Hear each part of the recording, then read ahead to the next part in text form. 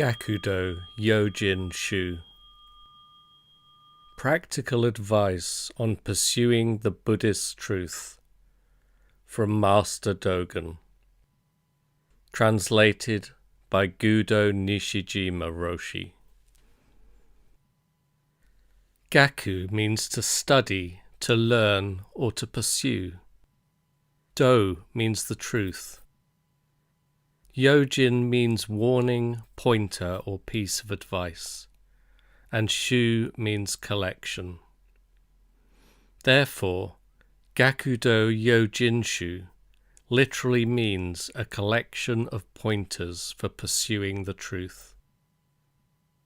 The work is now referred to in Japan as Eihei Shoso Gakudo Yojin Shu. Eihei Shoso means the first patriarch of Eihei Temple, that is Master Dogen. But the title Eihei Shoso Gakudo Yojin Shu is not so old.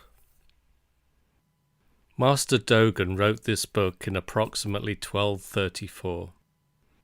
The reason I say approximately is that though the book is made up of 10 articles, only 2 articles, number 3 and number 6, are dated. We can think that each of the 10 articles was written on a different date, but we cannot guess the exact dates. However, we can suppose that all chapters were written in or around 1234. The editor of this book is also unknown. Some scholars think that it was edited by Master Dogen himself, while others insist that it was edited by Master Koen Eijo, who was Master Dogen's successor.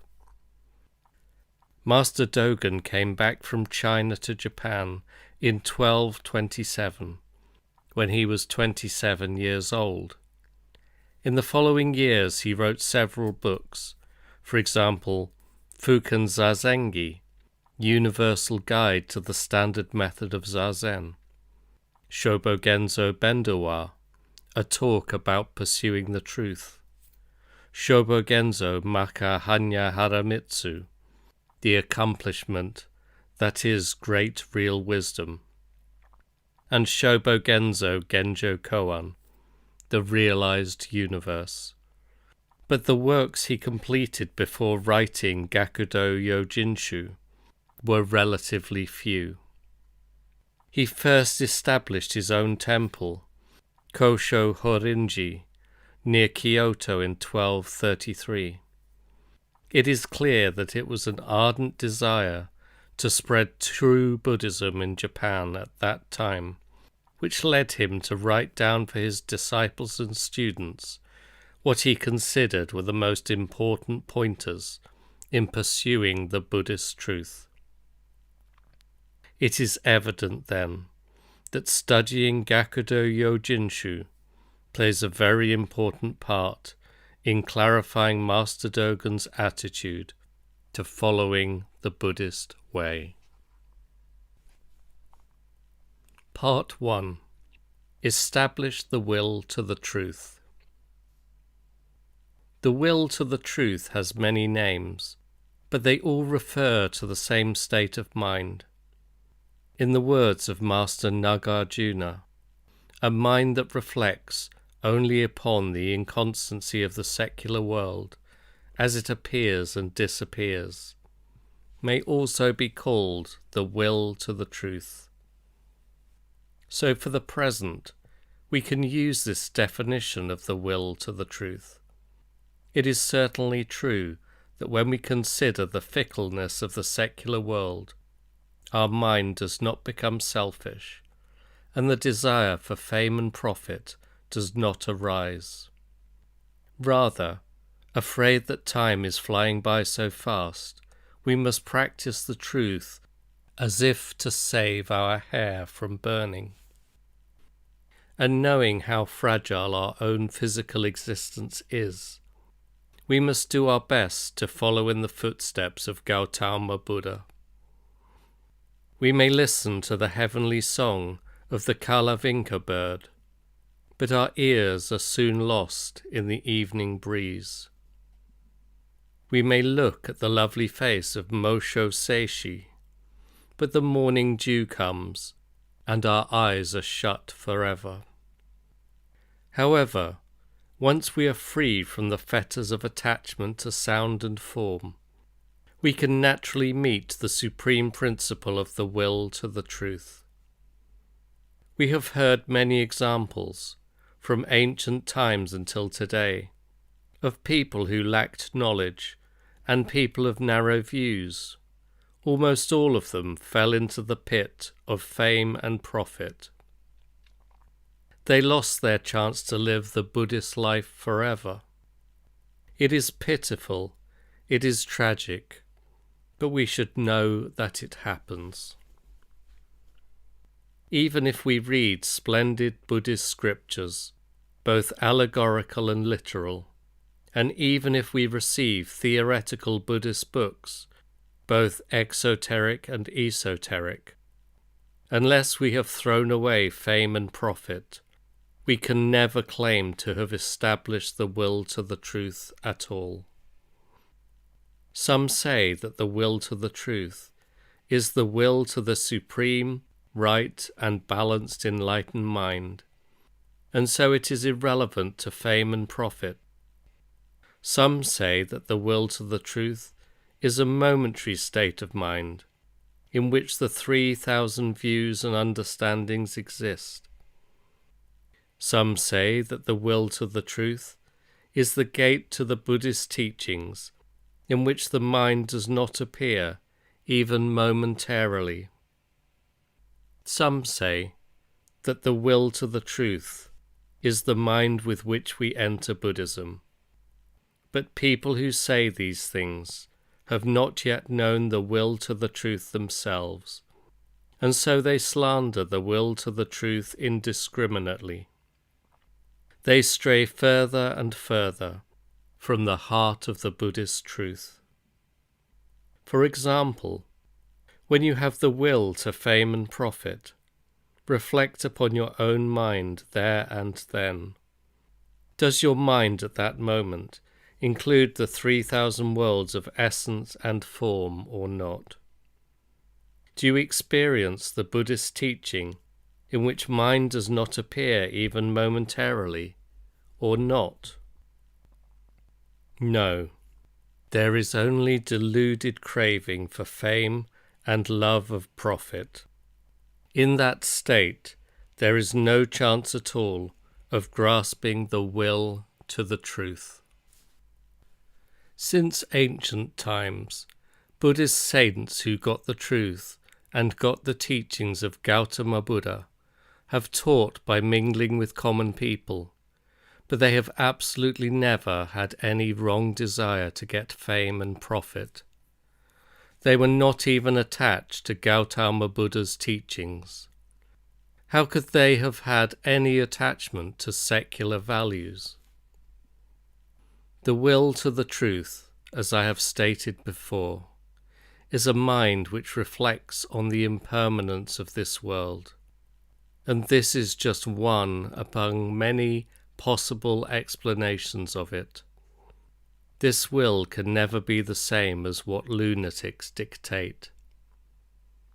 Images of non-appearance and the 3,000 worlds of forms are realized by splendid action, which is done after the establishment of the will to the truth, so we should not confuse the stages of the process. In short, if you forget yourself for a while, and do your practice in private, you will just become familiar with the will to the truth. So we can say that the 62 non-Buddhist views are all rooted in selfishness. When our outlook becomes selfish, we must practice Zazen and calmly reflect on ourselves. What have we got inside and outside of our body? What have we got to rely on fundamentally? We got our body, hair and skin, from our father and mother, his seed and her egg, like nothing from beginning to end. Mind, intentions, consciousness, our mental recognition seem to make our life whole. We breathe in, we breathe out, but what does it amount to in the end? We cannot call these things self either. Among all these phenomena, here and there is nothing to be attached to, only the deluded attached to them. Those who have attained the truth leave them as they are. However, worrying about the self which is no self, and getting caught up in the idea of appearance which is non-appearance, people fail to practice the Buddhist practices that they should practice, and fail to cut the emotional secular ties that they should cut. They hate the true teachings and chase after wrong teachings. How can they be so completely wrong? Part 2. When you meet and listen to the authentic teachings of Gautama Buddha, be sure to learn them through practice. In Confucianism, they say that one word of advice offered up to a king by a loyal minister sometimes has the power to revolutionize a nation. So when one word of Gautama Buddha is offered down to us, none of us can fail to undergo a revolution in our hearts and minds. Of course, unless a king is intelligent, he will ignore the advice of his loyal minister. Similarly, unless we are excellent, we will ignore Gautama Buddha's words. Without undergoing a revolution in our hearts and minds, we will not be able to separate ourselves from social trends or stop worrying about life and death. In the same way, without accepting the advice of his loyal minister, a king can never enact effective policies in his country. Part 3. To enter into and experience Buddhism, always rely upon practice. A secular book of Confucianism says that when we study, the reward exists just in the study itself. Gautama Buddha said that when we practice, enlightenment exists just in the practice itself. I have never heard of anyone getting an education without studying, and I have never heard of anyone getting enlightenment without practicing. We can make intellectual distinctions between practice that relies on subjective faith and practice that relies on objective teachings, or between sudden enlightenment and gradual enlightenment. But it is only with practice itself that we can transcend enlightenment. Students can be classified according to the depth of their study, or whether they are clever or stupid. But those who plod on with their study cannot fail to become educated. Getting an education does not depend only on whether the king is excellent or not, or whether the student's luck is good or bad. If anyone could get an education without having to study, how would it be possible to transmit the ways of those ancient kings who knew how to govern effectively? Similarly, if anyone could get enlightened without having to practice, how would it be possible to understand Gautama Buddha's teachings of delusion and enlightenment? We should know that we establish practice just in our delusion, and we get experience before getting enlightenment. Then we can know that the ferries and rafts in which we thought we were travelling were just dreams we had last night, and we can be free forever of our old illusions, seeing that the terrible serpent was in fact nothing more than a creeping vine. Buddhas do not make intentional efforts to make this happen. It happens when they are activated by the moment of the present. Furthermore, we can say this: experience is a result of practice. Our own treasure does not come from outside ourselves, and practice is a function of experience. So, as practice and experience in Zazen are one, how can we redefine our concrete mental state as anything other than what it is?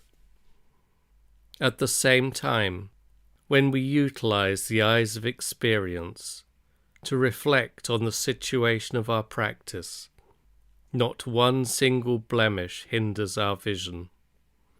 It is as if we could see white clouds 10,000 miles away. But if we analyze every step of our practice as a step towards enlightenment, our feet will not be able to make contact with one single speck of real dust. If we try to tread on the ground, our heavenly state and the concrete earth will be separated completely. By humbly retreating from a state like this, we can transcend even the state of Buddha. Written on March the 9th in the lunar calendar, in the second year of the Tenpuku era. Part 4. Do not practice Gautama Buddha's teachings with the intention of getting something. The practice of Gautama Buddha's teachings can only be done by accepting the true standards laid down by our Buddhist ancestors. We should not use our own standards. Furthermore, if we rely on mind, we can never get Gautama Buddha's teachings, and if we rely on the negation of mind, we can never get Gautama Buddha's teachings. Unless we have a mind to control our action in line with the truth, our body and mind cannot find balanced peace. Until the body and mind are peacefully balanced, the body and mind cannot be pleasant. Until the body and mind are pleasantly balanced, experiencing the truth may be painful. When someone can control their action to bring it in line with the truth, how do they behave? Their mind neither grasps nor rejects anything, and they have no will to fame and profit. They do not practice Gautama Buddha's teachings to make themselves popular. However, if we look at people nowadays, even those who practice Gautama Buddha's teachings, we see an ever-widening gap between their minds and the truth. If there is something they can do to get the praise of others, they do it at once, even though they know that it violates the truth. If their practices do not win the reverence and admiration of others, they discard those practices, even though they know that those practices may be just the truth. How pitiful it is.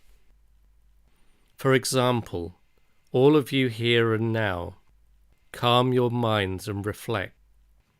Should we say that the mind and conduct of people today are Gautama Buddha's teachings? Shame on us. Shame on us. The eyes of the Buddhist saints are shining light on the real situation. In general, those who practice Gautama Buddha's teachings do not do so for their own sake. So how could they ever practice for the sake of fame and profit? We should just practice for the sake of Gautama Buddha's teachings. The benevolence and compassion of the Buddhas, their love and pity for living beings, are neither selfishness nor altruism. They are just ordinary feelings in Buddhism.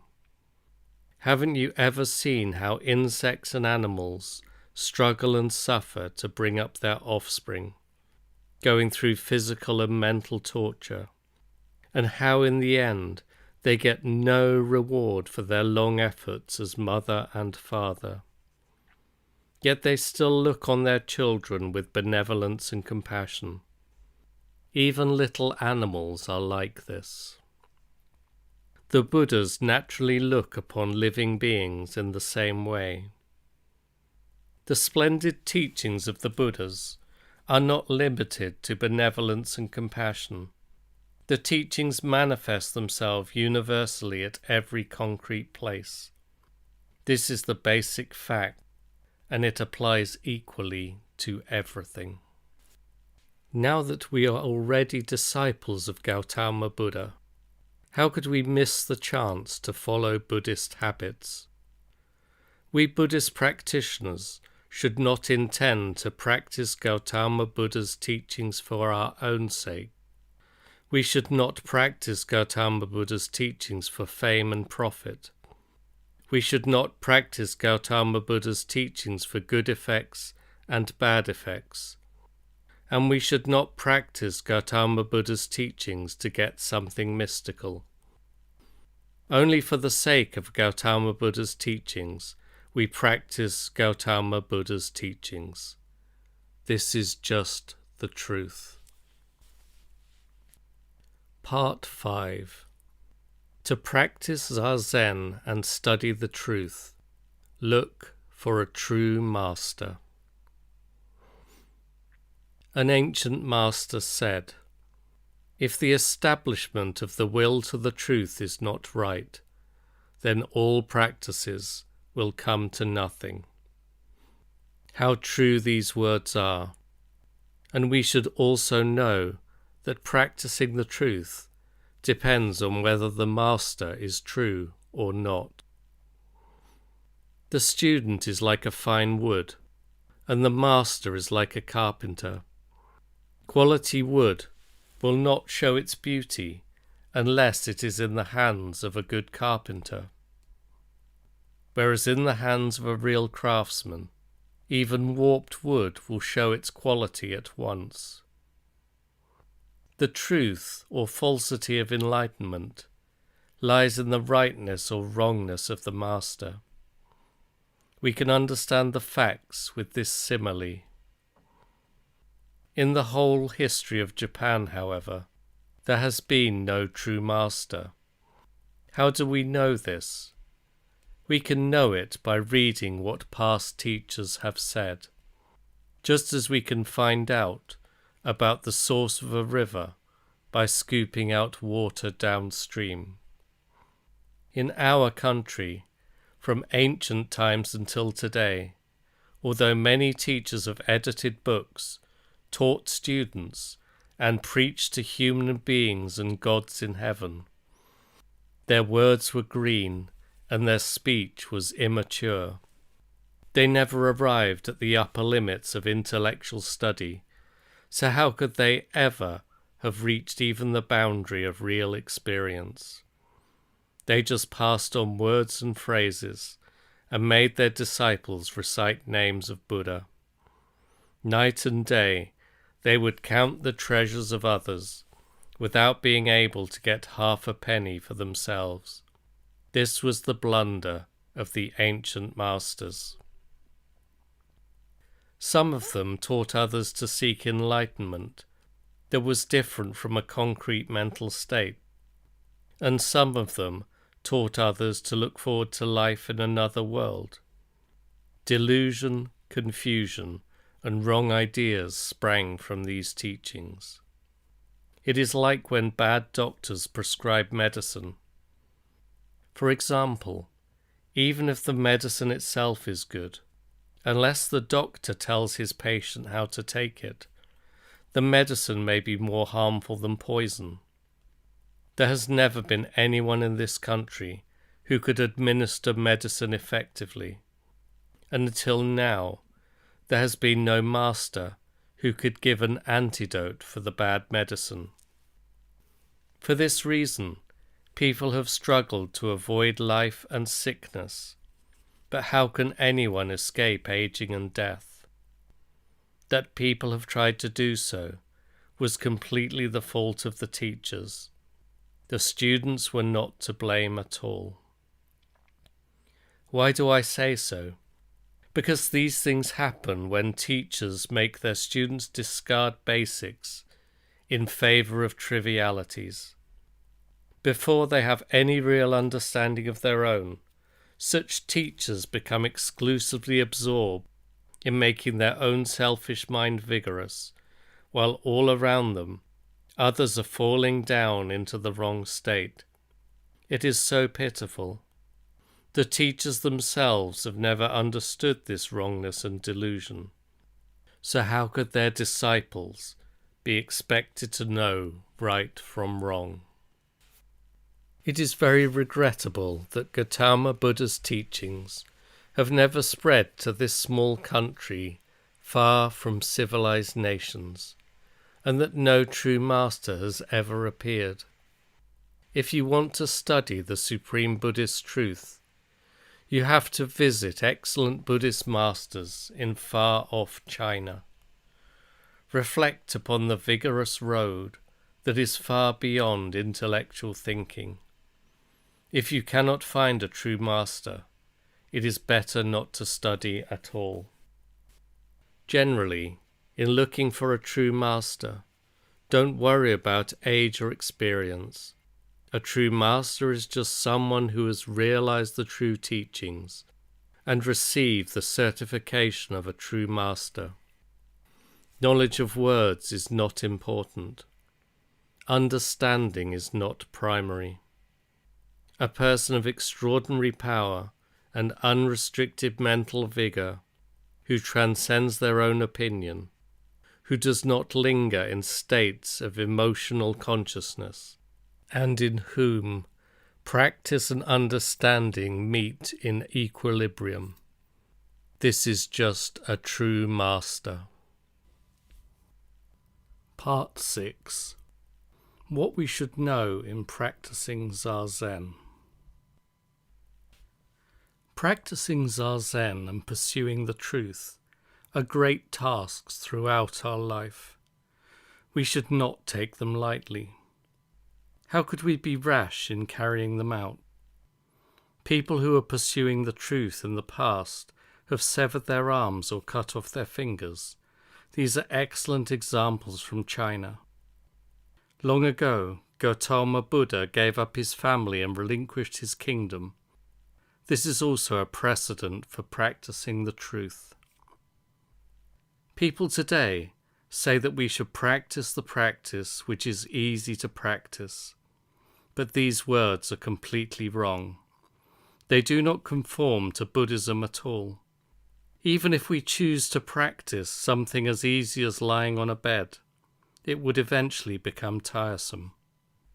And if we allowed ourselves to be bored by our one practice, all our work would become tiresome. Needless to say, people who like easy practice do not have the right constitution to pursue the truth. Far from being easy, the teachings which have spread through the world today are just the teachings which the great master Gautama Buddha attained after arduous and painful practices endured in eternal time. The original source was like this. How could the streams be easy? A person who loves truth should never intend to do easy practice. If they look for easy practice, they can never land on solid ground, and so they may have difficulty getting to the treasure house. In the past, there have been people of very great ability, and even they said that their practice was difficult. We should recognize the depth and greatness of the Buddhist truth.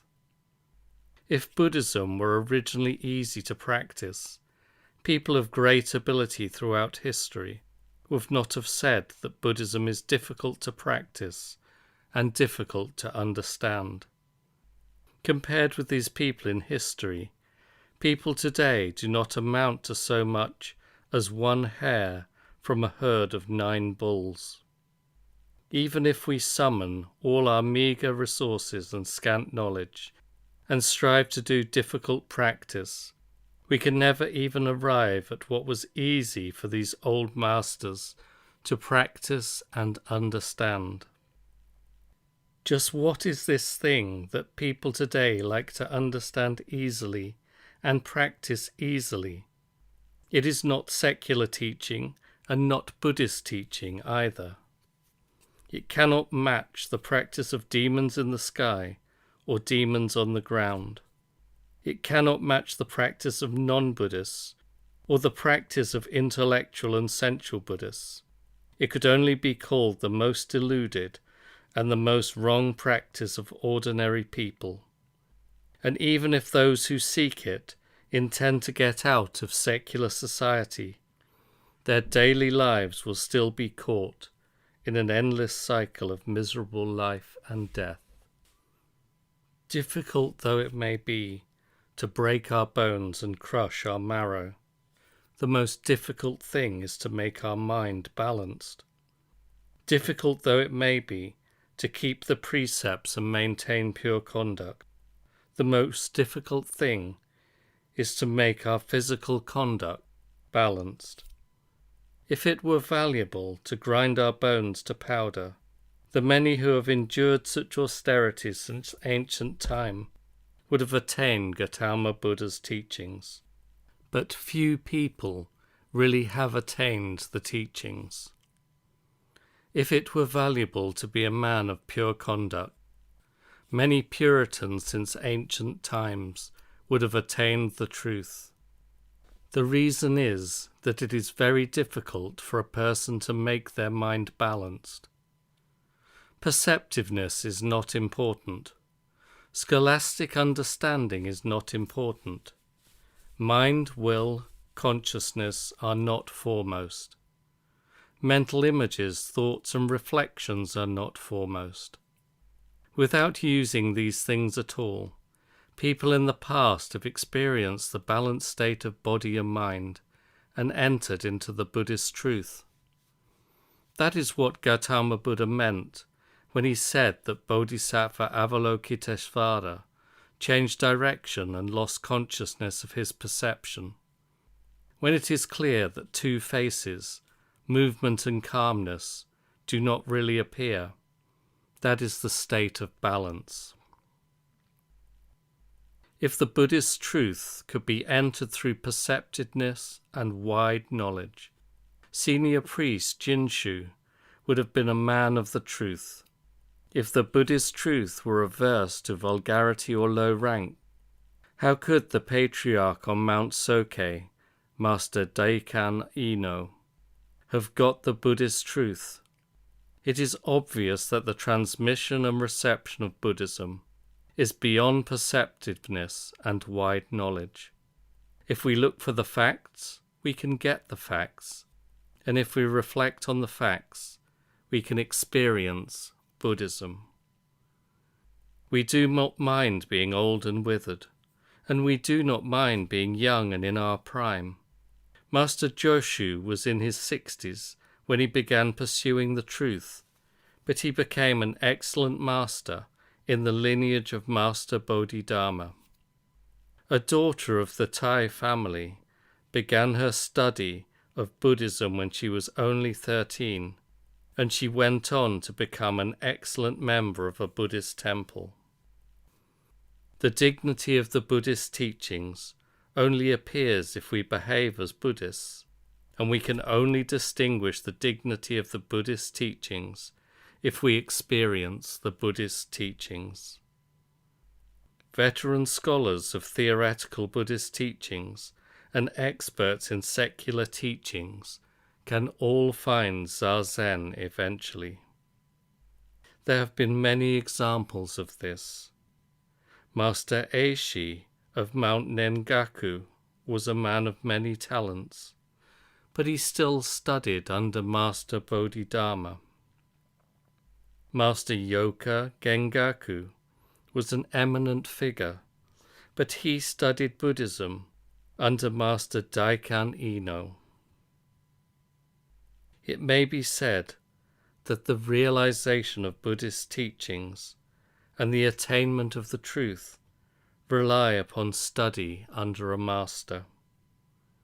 When you visit a Buddhist master and study under them, listen to what the master says without trying to match it with your own views.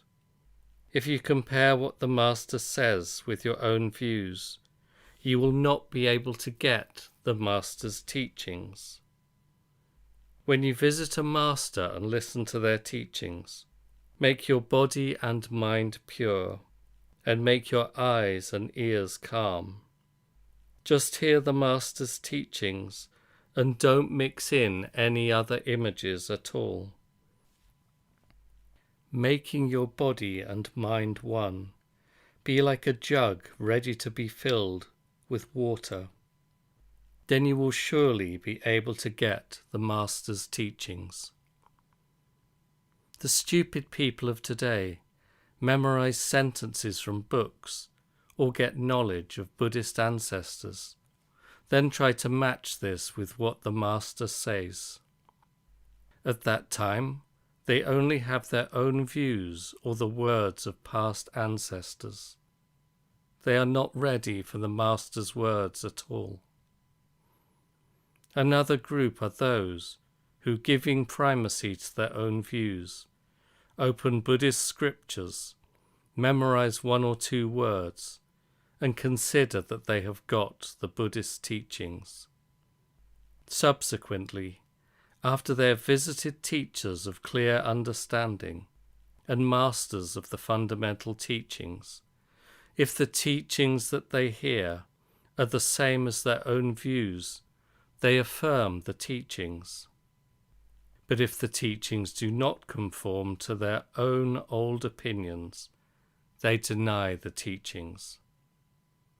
Without knowing how to discard wrong teachings, how can they ever climb back onto the right track? It may be that even with the passing of limitlessly many eons, they will still be deluded people. This might be a most pitiful thing. Is it not sad? Buddhist students should know that the Buddhist truth is beyond thinking, discrimination, supposition, reflection, perception, or understanding. We spend our lives dallying around inside of these things. So if the Buddhist truth exists within them, why have we not realized the Buddhist truth yet? Students of the truth should not rely on the faculties of thinking, discriminating, and so on. At the same time, we are always equipped with thinking and other faculties, and if we apply them with our own body and examine our situation, then it is like looking into a clear mirror. The gate of entry into this Buddhist situation exists solely under the control of masters who have attained the truth and who have realized the gate completely. It is totally beyond the reach of those who just teach words. 15 days after the spring equinox in the lunar calendar, the second year of the Tenpuku era, 1234. Part 7. Any person who hungers to practice Buddhism and to transcend secular society should, without fail, practice Zazen. Buddhism is superior to other teachings. Therefore people want to get it. In the time when Gautama Buddha lived, there were not two teachings at all. The great master Gautama Buddha guided living beings with only the supreme truth. Since Master Mahakasyapa transmitted the essence and treasury of Gautama Buddha's teachings, 28 generations in India, 6 generations in China, and patriarchs of the 5 sects have transmitted the teachings from authentic successor to authentic successor, without any breaks in the transmission at all.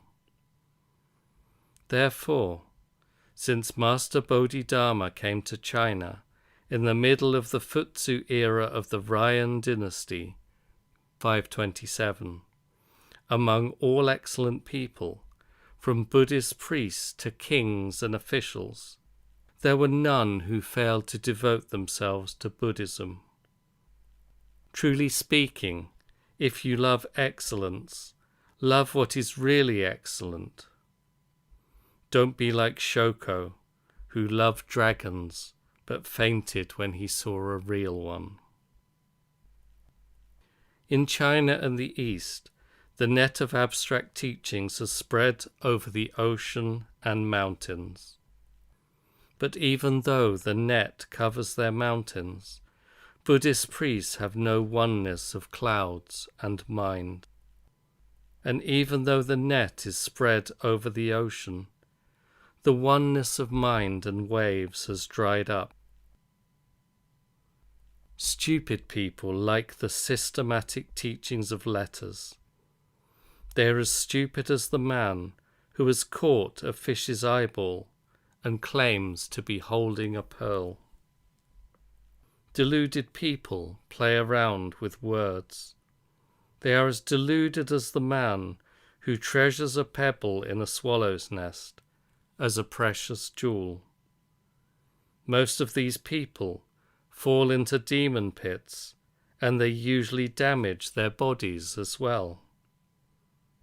It is very regrettable that in this country far from civilization, people easily slip into reverence of wrong customs, and the right teachings of Gautama Buddha have never been able to spread. In China, on the other hand, the whole country has devoted itself to the right teachings of Gautama Buddha.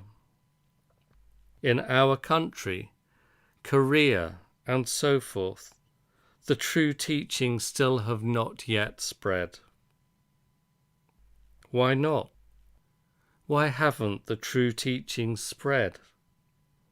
Koreans, at least, have been able to hear about the true teachings, but we in Japan have not even been able to hear their name. The reason is that the many teachers who went from Japan to China in the past all remained inside the net of abstract teachings. Although they passed on Buddhist scriptures, it was as if they had completely forgotten about Buddhism itself. What was the use of doing that? Their efforts came to nothing because they were ignorant of the real traditions of pursuing the truth. It is very pitiful that in spite of their efforts, they spent their whole lives just wasting their human bodies. Generally, in studying Buddhism, when we first enter the gate of Buddhism, we listen to the teachings of the reverend Buddhist priests, and we try to practice according to their teachings. At that time, there is something that we should know. It is this: the universe turns us, and we turn the universe.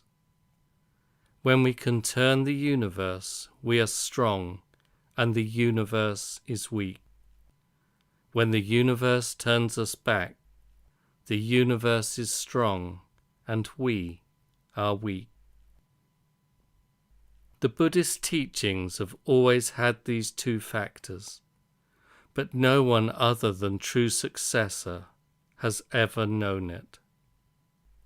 Hardly anyone other than humble patch-robed priests has even heard of this teaching. Before this old principle is recognized, it is not possible to pursue the truth intuitively, and even less is it possible to distinguish between right and wrong. Nowadays, however, this old principle has been transmitted naturally to those of us who practice Zazen and pursue the truth. And so we do not make mistakes. Other sects are not like this. Someone who yearns for and searches for Gautama Buddha's way can never find the true way unless they practice Zazen. Part 8. About the conduct of Buddhist priests and nuns who practice Zazen. Since the time of Gautama Buddha, the direct transmission in one line has passed throughout 28 generations in India and 6 generations in China, without so much as a thread of hair being added, and without so much as a grain of dust being destroyed. The ritual robe arrived at Master Dogen on Mount Soke, and the Buddhist teachings spread throughout the universe. From that time, the essence and treasury of Gautama Buddha's true teachings flourished in Great Tang Dynasty China. The real situation of these teachings cannot be grasped however we grope, and cannot be attained wherever we search. The real situation is that at the place of perception, we forget what we recognize, and in the moment of attainment, we transcend mind. Master Dogen transcended his humble figure on Mount Obai, and Master Taiso Eika cut off his arm on Shoshitsu Peak. When they got their master's marrow, they changed their mental situation and enjoyed the excellent style of Buddhist behavior. After they prostrated themselves, they stepped back and settled into line unobtrusively. At the same time, they remained at no fixed place and had nothing to attach to, either in mind or in body. They didn't stop and didn't stay. A Buddhist priest asked Master Joshu, "Is there Buddha nature even in a dog or not?" Master Joshu said, "Nothing." Should we pause to consider the word nothing? Should we linger upon the word nothing? If we look for something concrete to rely on, there is nothing at all. Try this. Let go of your hands. Just release your grasp for a while. How are body and mind? How is real conduct? How are life and death? How is Buddhism? How are secular rules? How are mountains, rivers, and the earth? Of people and domestic animals, how are these in the end? As we research these things again and again, two forms, movement and non-movement, naturally do not appear at all. When this non-appearance occurs, the state is not rigid, but few can experience it, and many are deluded by it. Someone who is pursuing the truth is already halfway to the truth. Don't give up until you get there. This I pray, this I pray. Part 9. Direct yourself at the truth and practice it. Someone who is bravely pursuing the truth should first make sure that their aim is true. The true aim is, for example, what Gautama Buddha got when sitting under the Bodhi tree. He saw Venus shining brightly. In that instant, he suddenly realized the supreme way to the truth. The truth that he attained is beyond the reach of the Shravakas, Pratyeka Buddhas, and so forth. Gautama Buddha was able to realize the truth by himself. Since then, Buddha has transmitted the truth to Buddha, and the transmission has not been broken, even until today. If someone has attained that same truth, how could they themselves not be Buddha? To direct yourself at the truth is to recognize the limitations of Buddhist teachings and to make the state of Buddhism clear. The Buddhist truth exists under the foot of every human being. When a person is caught by the truth, they can clearly realize the moment of the present. When a person is caught by enlightenment, they can perfectly realize themselves as just a person. So even if they understand the truth perfectly, they may still be able to drop down into one concrete enlightenment. Going directly to the truth is something as free and elegant as this. Nowadays, people who pursue the truth have not yet recognized what can be understood and what cannot be understood, and so they like to chase after concrete effects. Is there anyone who does not make this mistake? They are like the son who has rejected his father and is fleeing his homeland, throwing away jewels with every weary step. Even though he is the only son of a wealthy man, he has long been a tramp in a strange land. Truly, it is only natural that people should act like this. In general, students of the truth want to be caught by the truth. To be caught by the truth is to lose all trace of enlightenment. Practitioners of the Buddhist truth should first of all believe in Buddhism. Belief in Buddhism should be the belief that we ourselves originally exist inside the truth, without delusion, without wrong images, without disturbances, without anything extra or anything missing, and without mistakes. These are the kind of beliefs we should establish, and this is how we should make the truth clear. Then, according to these beliefs, we practice. This is our basis for pursuing the truth. What these criteria really mean is that we should sit away the roots of intention, and we should keep ourselves off the path that leads to intellectual understanding.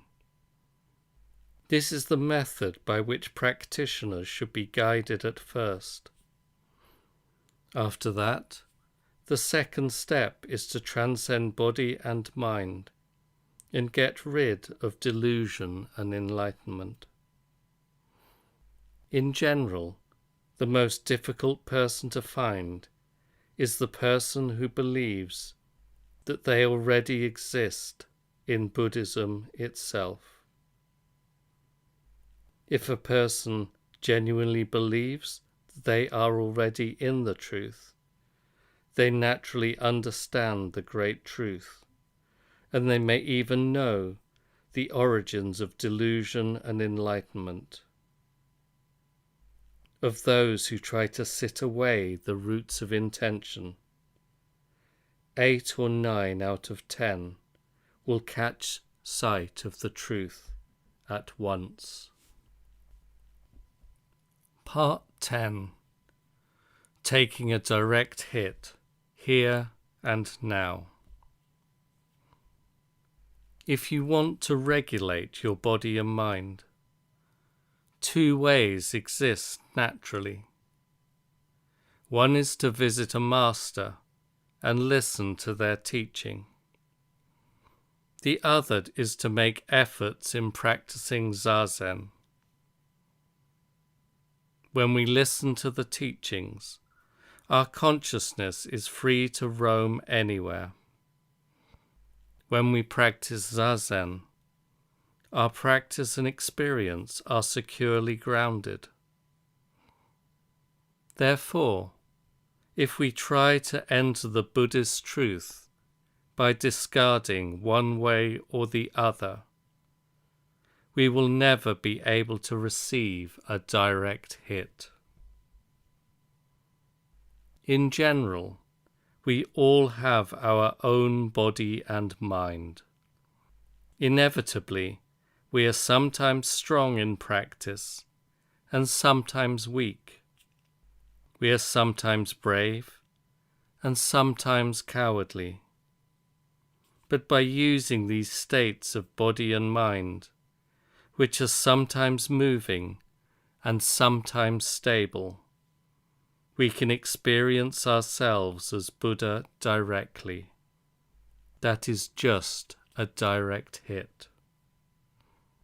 In other words, if we just follow Gautama Buddha's experience, without changing this body and mind which we have had from the past, we can say that we are in the here and now, and we can call it a direct hit. It is just following Gautama Buddha, so it is not our own old viewpoint. It is just being struck by a direct hit, so it is not getting some new state.